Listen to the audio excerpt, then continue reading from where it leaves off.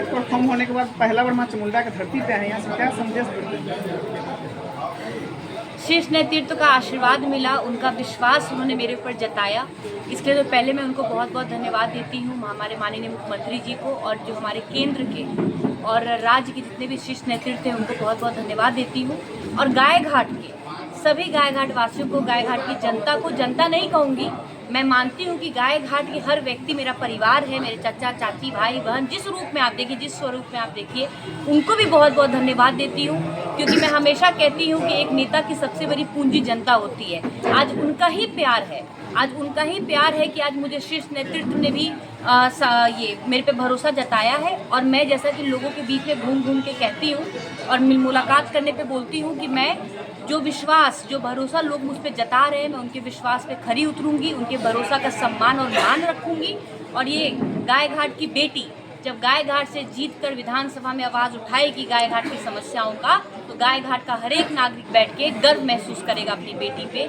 ये मैं उन लोगों को भरोसा दिलाती हूँ। और आज माँ चामुंडा के धरती पे आई हूँ, माता रानी से आशीर्वाद लेने आई हूँ। इससे पहले देवघर जाके भोले बाबा से भी आशीर्वाद लेकर आई थी, फिर अपनी माता रानी से आशीर्वाद ली, अपनी माता जी के साथ आई हूँ जो वर्तमान में वैशाली की सांसद है। और तमाम समर्थक कह लीजिए, गार्जियन कह लीजिए, भाई कह लीजिए, अभिभावक कह लीजिए, सब लोगों के साथ आज दर्शन की हूँ, बहुत अच्छा लग रहा है। कल मेरा नामांकन है, आपके माध्यम से हाथ जोड़कर मैं गाय घाट के सभी लोगों को कहना चाहती हूँ कि आपकी बेटी, आपकी बहन कल नामांकन भरने जा रही है एनडीए प्रत्याशी के रूप में। आप लोग 11 बजे मुजफ्फरपुर क्लब में आकर मुझे अपना आशीर्वाद जरूर दें। जीतने के बाद क्या प्राथमिकता होगी?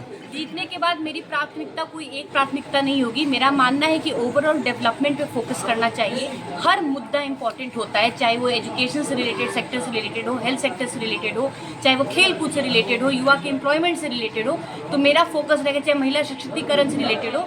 हमारी एनडीए सरकार बहुत सारे पहलू पे काम कर रही है, हर वर्ग। लेकिन बाढ़ के कारण जो किसान जनता जो मर रहा है, इसके लिए क्या करेंगे? जी, बाढ़ में घूम के मैंने सारा देखा है, देखकर मैंने जिलाधिकारी महोदय से बात की है, अंचल अधिकारी जी से ही बात की है, और सारी बात स्पष्टता से उनके समक्ष भी रखा है, चिट्ठी के माध्यम से उनसे फ़ोन पे भी बात हुई है। और जल्द से जल्द जो भी क्षति पहुंचा है बाढ़ से, मैंने भी उनसे अनुरोध किया है कि बाढ़ग्रस्त घोषित किया जाए और जो क्षति किसानों को हुआ है उसका मुआवजा किसानों को मिले, इसलिए मैंने पहल किया है। बांध जो नहीं बंधा है, जिसके कारण किसानों का परेशानी हो रहा है, मैम सांसद महोदया भी के समय से है, इसके लिए क्या करेंगे आप? जी, जो भी बांध टूट गया, जो समस्या है, इसके लिए भी जिला में बात करके उसके मरम्मती के लिए और आगे से, क्योंकि बाढ़ का ऐसा समय होता है कि कोई भी चीज़ें अनुमान पहले लग जाती है। अगर बाढ़ आने वाली होती है तो कई बार नहीं लग पाता, आपातकालीन होती है, लेकिन कई बार पता चल जाता है जब पानी का बहाव बढ़ने लगता है। इन सब चीज़ों की मॉनिटरिंग और सही समय पर नियंत्रण करने की बहुत आवश्यकता है, जिसके ऊपर मैं पहल करती रहूँ। लगातार आप पे आरोप लगा धनवर और जनबल का।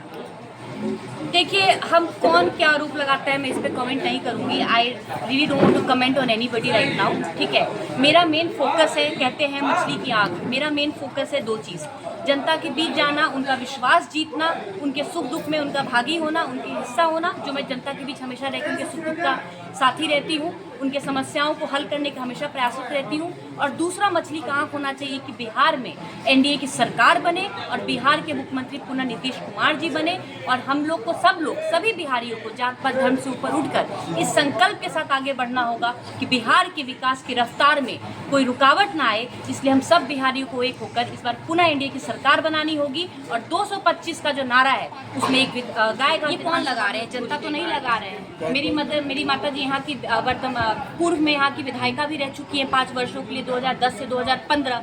और 10 से पहले गाय घाट की स्थिति क्या थी और 15 के बाद गाय घाट की स्थिति क्या है, ये किसी से छुपा हुआ नहीं है। तो यहाँ की पब्लिक, मैं जब लोगों के बीच जाती हूँ, आप पब्लिक ओपिनियन कीजिए। कोई आदमी, 1-2 व्यक्ति अगर ऐसा कुछ बोलते हैं तो मैं उन चीज़ों को मायने नहीं रखती हूँ। मेरे को मायने वो रखता है कि यहाँ की जनता, यहाँ की पब्लिक, यहाँ के मेरे भाई, चचा, मामा मेरे में क्या सोचते हैं, हमको वो मायने रखता है। बहुत बहुत